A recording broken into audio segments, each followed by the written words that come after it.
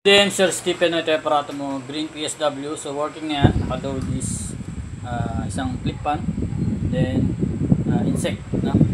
So ang lowbat nito, no, mawawala yung LED red mo, ibig sabihin lowbat na yung battery ay 11.5. Okay? Then ang reconnection niya is 13.2 para umilaw uli yung LED red. Then 1.7 plus 11.5 is 13.2 reconnection. So pag charge mo uli yan. Pero while using, no, hindi pa magkakatop yan, no. Kailangan umabot muna siya ng 11.5 bago mawala. Kasi sa gabi, siyempre wala ng solar, ay battery na lang ang maaasahan mo dyan. Okay. Then ayan, pag ganyang isporma, nakalabas yung icon ng solar panel, then blinking arrow, ibig sabihin ay working aparato mo, nag-charge yung battery mo, no, from solar panel to solar charge controller, then to the battery. So nakakabit na rin yung battery clamp mo, no, ito previous yan, nakakabit na yan, wala ka nang gagalawin dyan. Ay kakabit mo na lang is yung solar wire mo. Yung solar wire mo, makikita mo, mabibili mo yung ganito, merong MC4, puputulin mo yung dulo nyan para may kabit mo rito, then yung may MC4 ikakabit mo dun sa solar panel. Okay. Positive to negative lang naman yan, red is positive, black is negative. So dun sa solar panel nyo, meron namang marking yun dun sa likod, no. Makikita nyo doon, merong plus sign at saka negative sign. So napakadali lang, pwede nyo naman ako chat or video call. Then sabi ko nga, dito lang igagalaw, no. So itong wire na to nakakabit na yan.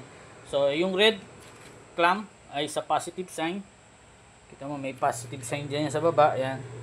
Then yung battery mo pwede 100 Ah, no, ganito, or yung isang klase, yung PH solar. So binigay ko na nga sa iyo yung link.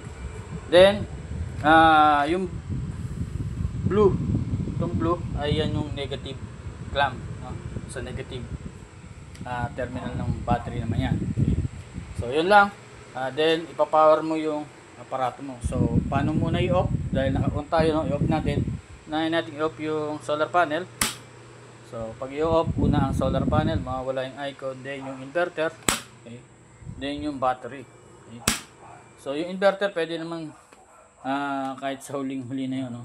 Dahil ang mahalaga, hindi magsabay itong battery at saka solar panel para maiwasan masira yung yung solar charge controller. So pag i-on, una naman ang battery. Okay.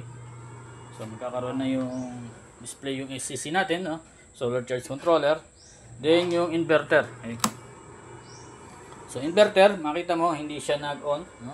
Walang LED red dahil nga hindi siya 13.2. So para maging 13.2, i-on mo yung solar panel para mag-charge siya. Then antayin natin mag 13.2, automatic yan mag-on. Yung ilaw ang LED red, then yung mismong yan, inverter, no? Mandar na uli. Okay. So goods na yan. Then yung inverter mo pure sine wave, no? 1000 watts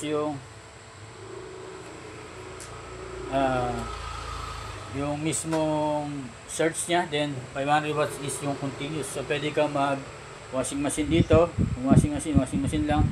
Pero depende yan sa battery mo. Kung full charge yung battery mo, no, 100 Ah nga, pwede ka magsabay TV, electric fan, tsaka washing. Okay, so pasip ko na sa ito maya maya, no, sir. So salamat ulit sa pagtitiwala. Okay. So God bless.